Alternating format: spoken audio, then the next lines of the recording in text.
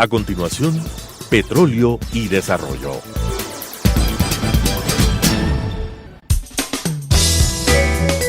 Clasificación B, bajo supervisión de un adulto.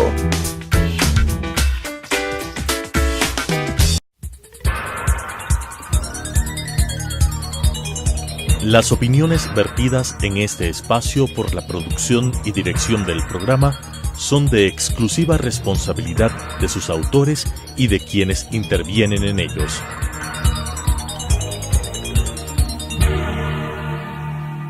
Telesucesos Canal 29 UHF presenta Petróleo y Desarrollo, conducido por Henry Llanes y Fernando Mosquera, especialistas en temas hidrocarburíferos y en los ámbitos de la política, la legislación, la contratación y la política económica.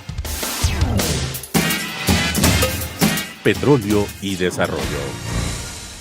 Saludos cordiales, amigas y amigos. Estamos nuevamente en el programa de Petróleo y Desarrollo.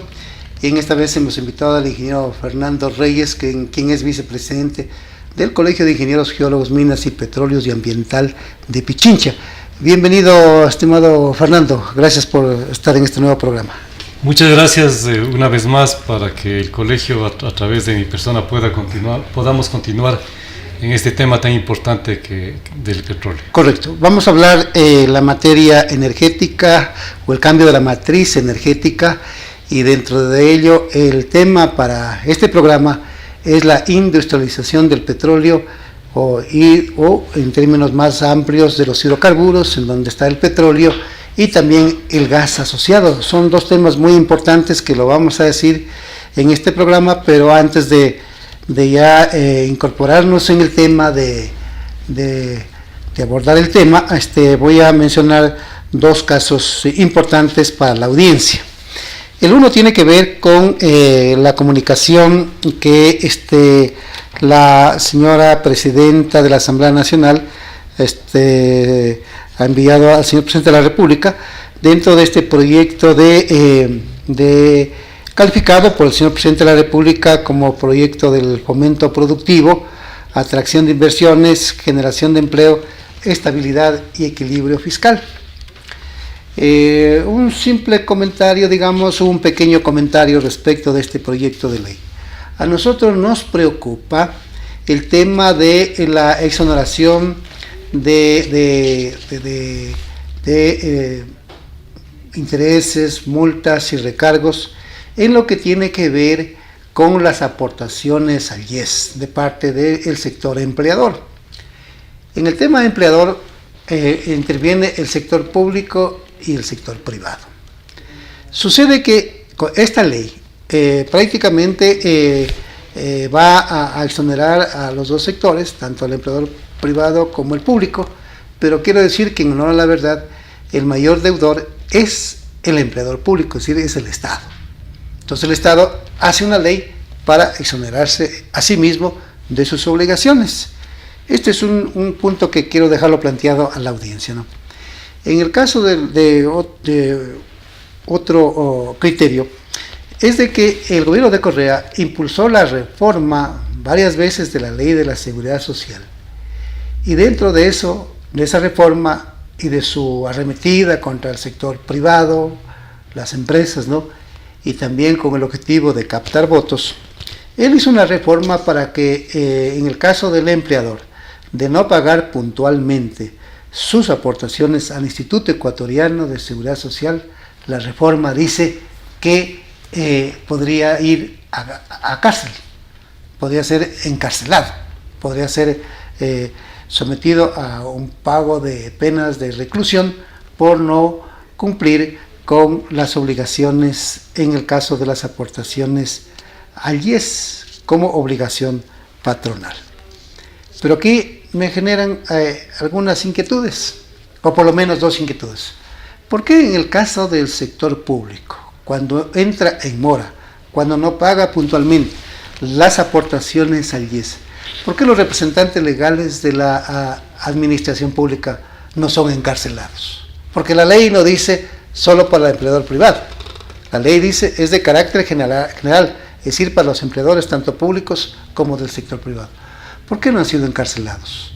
los representantes legales de las entidades públicas que no han cumplido puntualmente con sus aportes de los trabajadores para con el IES.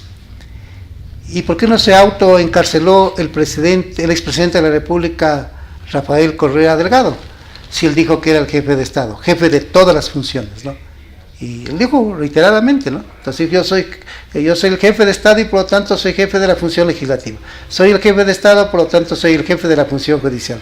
Soy el jefe de Estado y por lo tanto soy jefe de las entidades públicas. Entonces en este caso, si era jefe de las entidades públicas, ¿no? Entonces también él tenía que haber asumido esa responsabilidad, y si no pagaba las aportaciones del IES tenía que autoencarcelarse, pero eso no lo hizo. En el caso de Gama TV, la deuda es muy grande.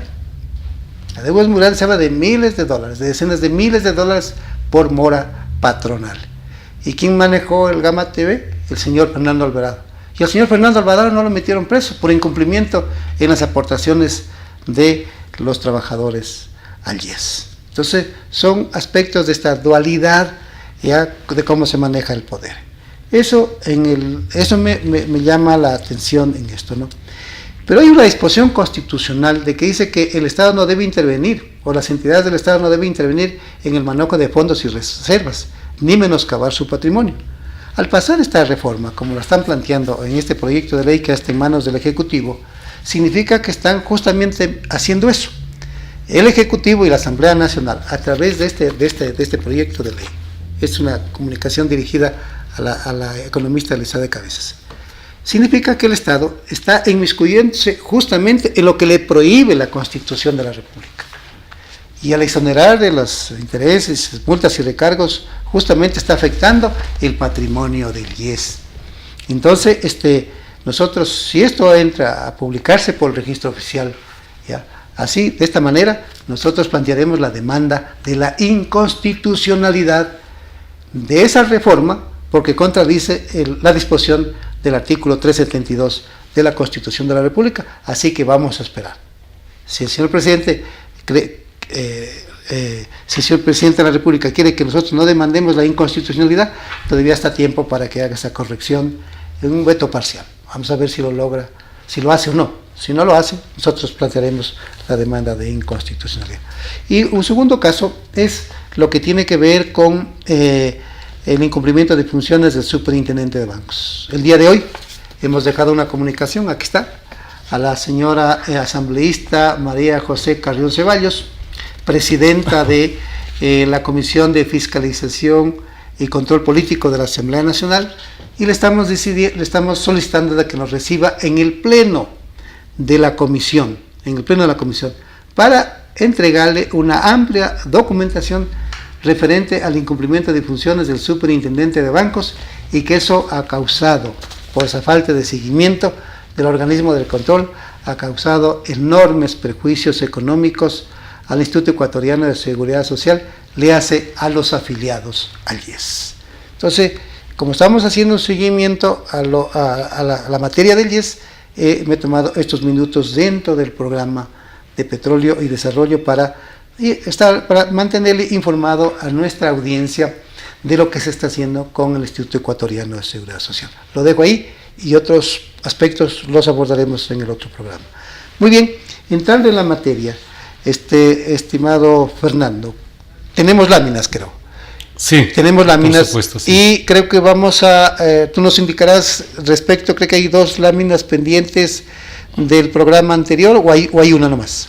No, son unas 5 láminas que están vinculadas al asunto de Oscar ya de sabe, la explicación. Sí, ya le expliqué. Entonces, entremos con el tema, ¿no? Bueno, aquí arrancamos subrayando la obligación que tienen las autoridades, sea quien sea, lleguen quien llegue, de que el artículo 5 de la ley de hidrocarburos sí obliga a que los hidrocarburos, en este caso petróleo y gas asociado, se exploten con el objetivo primordial de que sean industrializados en el país. Eso dice la ley, ¿no? Eso dice la ley, pero si vemos el gráfico entre 1972 y 2017, exacto, se concluye que no más allá del 32% del petróleo ha sido industrializado. Lo demás, el remanente, obviamente son pequeños consumos internos. Ajá. Y lo demás ha sido producto de la exportación. La exportación. Mientras que en el caso del gas asociado que vamos a ver en la siguiente lámina... Antes de pasar... no vamos a pasar todavía. Sí, la línea azul, ¿qué nos está diciendo, mi querido Fernando? Es el acumulado de la carga anual a las refinerías que tenemos este momento en el país, desde 1972. Ya. Recuérdate que hasta 1978 aún había la refinería de Esmeraldas y había las refinerías de la península. Así es. Y había una pequeña refinería en Lago Agrio. Perfecto. La verde, la roja, es el acumulado de la carga. Ay. Miren, fíjense cómo se va abriendo mientras ha crecido con una buena tendencia la producción, la carga acumulada se ha mantenido casi invariable. Cuando se construyó la refinería de Esmeraldas, aproximadamente en 60-62 millones de barriles es la carga anual. Entonces la diferencia es lo que se ha exportado en su gran mayor cantidad. La mayor parte, ¿no es cierto? Y una parte es lo que la se ha consumido verde, también. Eso mismo, la línea verde es la línea de la diferencia, está de la exportación, podríamos decir. Menos los consumos en operaciones, por ejemplo, en el bombeo que se hace en el oleoducto transecuatoriano. Sus motores trabajan a petróleo, por ejemplo. Entonces allí también que quede planteada este criterio, ¿no? Esta información para nuestros amigos televidentes, para el gobierno, para el ingeniero Carlos Pérez, que es el ministro hoy de Hidrocarburos, de Energía y de Minas, ¿no? Allí dice, como dice Fernando en el artículo 5, el objeto de la ley de hidrocarburos es de que los hidrocarburos que se explotan en el país se deberían industrializar a fin de abastecer el mercado interno, pero eso no sucede. Entonces, como dice Fernando en el recuadro, apenas se ha industrializado el 31.8% del petróleo extraído y se ha privilegiado y se privilegia la importación de los derivados y del GLP. Ese es el error terrible del manejo de la política petrolera y que ahí está. El dato está hasta desde el año 1972, podrán observar nuestros amigos televidentes, al año 2017. Solamente para tener una idea clara, actualmente la demanda de los derivados de los hidrocarburos, en el caso del GLP, del gas, del GLP, gas del licuado de uso doméstico, del diésel y de las gasolinas, aproximadamente en promedio de estos tres productos, el consumo anual o uso anual de estos productos es de 100 millones de barriles, ¿no? No, es un poco menos, pero eso ya vamos a ver perfecto. Más luego en las siguientes láminas. Pues sigamos con la otra. Respecto al gas, ¿qué es lo que tenemos? En el gráfico, en la línea azul, es la carga teórica en barriles anual a la planta de gas de Shushufindi. Pero la roja es la carga real que ha habido. O sea que casi nunca la planta de gas de Shushufindi fue cargada al 100%. Al 100%. Eso ha significado de que apenas se haya industrializado el 12,4% del gas, en este caso es del 2007 y el 2016. Pero si nosotros vemos desde 1972 para acá, la industrialización es aproximadamente 15% que no está ahí. Pues. Sí, pero para ser más actualizados, en 10 años solo se ha industrializado el 12,4% del gas asociado. ¿Qué pasó con lo demás? Ahí dice también en la literatura, nos dice después del periodo 2007-2016, dice la producción de GLP habría alcanzado los 47 que son millones de barriles. Si es que la carga hubiera sido más eficiente, ¿no es cierto? No digamos 100%. Se habría alcanzado como producción de gas licuado de petróleo equivalente a 47 millones de barriles. Es decir, estamos diciendo el 40% de los 118 millones de barriles consumidos o el 54% de los 87 millones de los barriles importados. ¿Qué nos dice esto? ¿Qué nos está diciendo esto? De que se ha privilegiado y se sigue privilegiando la importación del gas licuado de petróleo. Exacto. ¿Y por qué eso lo hace de esa manera? De gasolinas y diésel, ¿no? Estamos de momento solamente con el gas. ¿Por qué se lo hace de esta manera? Porque será un problema solamente de la tecnología y de la ingeniería. ¿O será que hay un mercado cautivo? Hay un mercado cautivo. De gas licuado de petróleo, de importación de gas de licuado de petróleo, exacto, para que sin que importe el asunto ambiental, sin que importe la economía del país, se haya mantenido y se mantenga la importación del gas licuado de petróleo, que va a mantenerse, pues, como sabemos, estos días se está permitiendo de que nuevamente las cocinas a gas puedan volver puedan ser compradas a bajos precios, ya sin los aranceles anteriores. Esto indica de que de alguna manera se estaría tratando de dejar de lado el hecho de las cocinas de inducción. Correcto. Algo más que quiero antes de en esta misma lámina. Sí, en esta misma lámina, cuando estoy diciendo que se hubieran producido 13.730 barriles diarios de gasolina natural. Normalmente en la planta de gas de Shushufindi, en el complejo de Shushufindi, se producen alrededor de 5.000 barriles diarios de gasolina natural, que son mezclados con el petróleo. Y al mezclarle con el petróleo, le mejora la calidad. Y por lo tanto, ese petróleo puede ser vendido a mejores precios. Claro. Ahora sí, imagínense, si diariamente, no solamente por industrializar, solamente por comprimir, podríamos producir 14.000 barriles diarios, que es el equivalente este rato a más o menos 70 pozos productores. Exacto. Estaríamos añadiendo gasolina natural, mezclándole con el petróleo pesado, por ejemplo, del ITT, y con eso mejoraríamos su contenido, reduciríamos su viscosidad y podría tener un mejor precio. Eso pero no se está haciendo eso, ¿no? Eso no se está haciendo porque hay el anuncio estos días de que para 3 campos el gas asociado se lo va a utilizar para generar electricidad, pero el asunto es de que para hacerlo eso se tiene que comprimir ese gas. Y saldrán asimismo cantidades de gasolina natural o gasolina blanca, porque tiene un color blancuzco, así es, que necesariamente tendrá que mezclarse con el petróleo. Y eso significa más producción. Exacto. Y de mejor calidad. Y mejoran los precios. Aquí simplemente como conclusión para nuestra audiencia, es que de 100 barriles, ¿no? De 100 barriles de gas, digamos de gas que se consume en el país, ¿no? Sucede que el Ecuador, su industria, apenas produce el 12%, ¿no? Y los 82 barriles son importados. Entonces imagínate, ahí significa una ineficiencia casi total en la industria del petróleo, ¿no? Que como tú dices, yo creo que son los grandes intereses, ¿no? De este negocio, los que no han permitido que se desarrolle la industria petrolera del país, y no les ha importado de que salgan enormes cantidades de divisas, ¿no? En la compra de este producto que a propósito es subsidiado, ¿no? En el país se lo vende a precio subsidiado, porque en términos de comercio, pues, nosotros tenemos datos que en años anteriores, también depende del precio del petróleo y de los derivados, ¿no? El gas importado debería estar vendiéndose en el Ecuador en $18 o en $20 cada cilindro de 15 kilos, ¿no?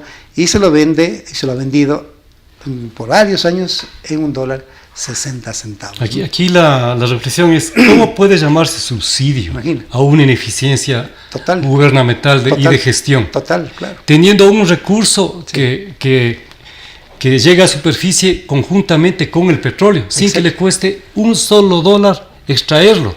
Claro. Entonces eso no es subsidio. Claro. Lo que estamos recibiendo los ecuatorianos es una compensación. Hablemos mejor en esas palabras.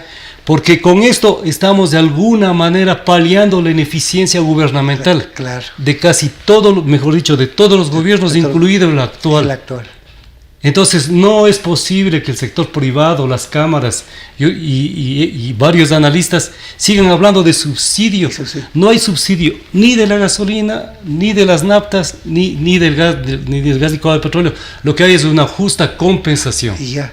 Entonces lo que debe hacerse es precisamente, por ejemplo, en el caso del gas asociado, ir a industrializarlo, ir a producir el GLP. Ahí está quemándose. Pero por décadas se ha quemado el gas. 40 años o más. Por décadas. Claro. Y ahí, dentro de esta pregunta, Fernando, como tú te has formado en la región amazónica, La gente dice, ¿por qué se quema el gas en las chimeneas ahí de los pozos?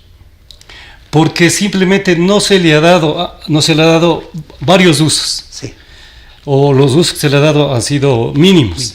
No, se ha industrializado poco, como estamos viendo. Sí. Se ha utilizado para las operaciones generando electricidad. Yeah. Y se puede decir que lo demás se ha quemado. Ni siquiera la ingeniería de petróleos, la ingeniería de yacimientos le ha regresado a ver al gas para decir, este gas le puede inyectar en los yacimientos para extraer más petróleo y de mejor calidad. Ni siquiera eso, para nada, ni siquiera un plan piloto.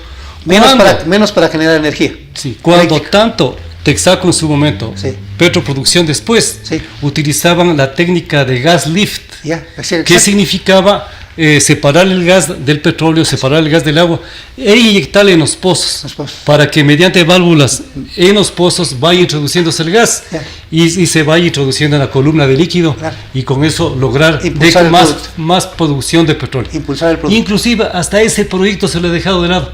¿Por qué? Para privilegiar lo que se llaman las bombas eléctricos sumergibles. O sea, para comprar bombas. Ineficiencias por donde le ves. Para comprar bombas y para arrendar bombas, ¿no? Sí, y no los ha importado ni siquiera utilizar esa técnica, como tú dices, que ya se la utilizó años 70 y años 80. Claro, no hay razón técnica para que eso no se pueda hacer. Inyectar gas en el yacimiento a través de tubería para impulsar el petróleo y poder aprovechar de mejor forma la producción de los yacimientos. Eso no se ha hecho, ¿no? Es ineficiencia total, ¿no? Sí, la ciudadanía debe estar informada de este tipo de asuntos. No está informado. Porque del gas, del gas asociado, como tú dices, se hubiera aprovechado en gran parte. Una era para eso, para utilizar gas LIP, y la otra era para generar energía termoeléctrica utilizando gas, ¿no es cierto? Y principalmente obtener gas licuado de petróleo. Y claro, gas licuado de petróleo para el uso doméstico. Tampoco. Y la gasolina natural que viene como producto de la obtención del gas licuado de petróleo. Claro. Porque lo que está es comprimiendo. Son miles de millones de dólares de pérdidas, ¿no? Sí, aproximadamente se ha quemado en gas el equivalente a un yacimiento de 220 millones de barriles. Un yacimiento de ese tamaño no lo vamos a descubrir en la región amazónica. Nunca. Posiblemente nunca. Hablemos de posiblemente nunca. En Arabia Saudita sí. Y seguimos quemando. Seguimos quemando. Terrible, ¿no es cierto? Ineficiencia, ¿no? Alta ineficiencia. Ineficiencia de los gobiernos y de los que han manejado la industria petrolera y también, lamentablemente, de Fernando, de los compañeros técnicos, porque ¿qué ha pasado con y sobre esto no han dicho nada los colegios, las universidades, ¿no? Yo no he escuchado. Hoy lo estás diciendo tú como vicepresidente del colegio. Sí, ha habido ciertas preocupaciones, pero obviamente más fácil es estar a la moda. A la moda pero con alto costo, ¿no? Para el país. De estarse vinculado a un estilo de gestión y de producción y de tecnología, que este tipo de asuntos no lo toman en cuenta y, mejor dicho, miran para otro lado cuando se les pregunta al respecto. Pero con alto costo para el país, ¿no? Claro, y con alta responsabilidad de quienes vienen quemando esto que no debe hacerse. Imagínate lo que dice esta última afirmación tuya. Se dejó de utilizar la técnica de la inyección del gas o del gas LIP para comprar bombas, ¿no? Bombas sumergibles, ¿no? Sí, eléctricos sumergibles. Eléctricos sumergibles, ¿no? O sea, ¿y quién se beneficia de este negocio? El que fabrica las bombas y vende, y igual que arrienda las bombas al Estado ecuatoriano. Claro. Y que se siga quemando el gas y que se siga botando a la atmósfera el gas. ¿Te puedes imaginar esa tremenda información, lo que le estamos diciendo al país? Sí, y que la gente terrible, ¿no? tenga conciencia de cómo con tanta ineficiencia se maneja su matriz energética. Claro, por eso yo he dicho que le siguen retaseando a la Amazonía, entregando campos para beneficiar a empresas, ¿no? Cuando debió ser otra la fórmula, ¿no? Tenemos otra lámina, creo. Sí, tenemos otra lámina. Ya. En estas láminas podemos ver la siguiente. Bueno, esta es una lámina de la producción asimismo entre 1972 y 2017 de los diferentes combustibles, principalmente lo que se refiere a gas licuado en las refinerías, gasolinas y diésel. Ajá. Además del fuel oil, ¿no? Aquí no tenemos porcentajes de lo que importamos en gasolina y diésel, en esta lámina no tenemos, ¿no? Aquí no tenemos. Porque en gas sí está claro. Importamos nosotros de cada 100 barriles que demanda el país, nosotros importamos 82, y siendo país petrolero, y ya las razones las dijo Fernando anteriormente, ¿no? Aquí dice, pero ahí hablas de 35%, ¿a qué te refieres? De alguna manera, ya vamos a verlo. Ya.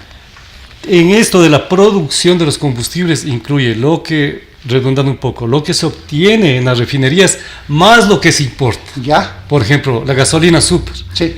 Es una mezcla entre una gasolina producida en las refinerías, en las Esmeraldas, más una nafta que se importa. Así es. Entonces, como producto de eso, se obtiene este balance estadístico anual que ofrece Petroecuador, y aquí están toda la producción, de donde se ve que la producción siempre va a ser mayor a la importación, y obviamente es mayor el consumo. Si yo sumo importación más consumo anual, entonces tengo la producción. Exacto. En este caso, esta lámina solamente corresponde a la producción de los derivados.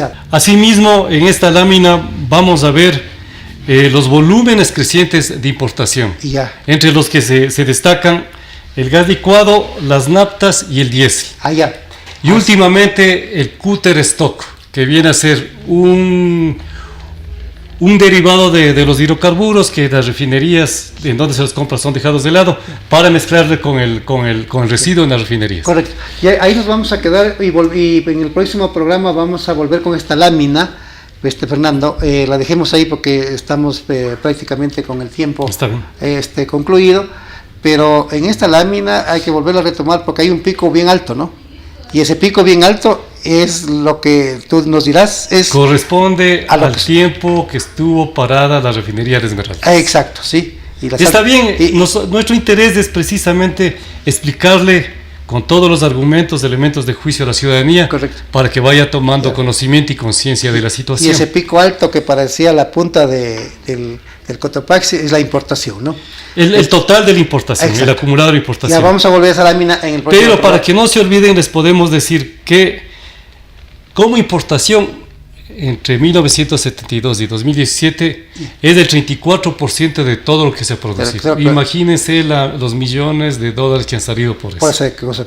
Bueno, estos son temas muy importantes, ¿no? Yo creo que vamos a estar con Fernando cada 15 días y vamos a ir explicando detenidamente. A nosotros lo que nos interesa es de que el país esté bien informado en el manejo de los hidrocarburos. Así que nos vemos en el próximo. Que tengan una feliz semana, estimadas amigas y estimados amigos. Muchas gracias por atendernos.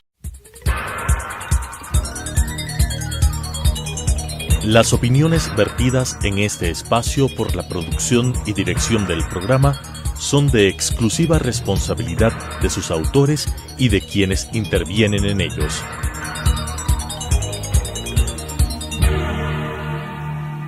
Telesucesos Canal 29 UHF presentó Petróleo y Desarrollo, conducido por Henry Llanes y Fernando Mosquera, especialistas en temas hidrocarburíferos y en los ámbitos de la política, la legislación, la contratación y la política económica.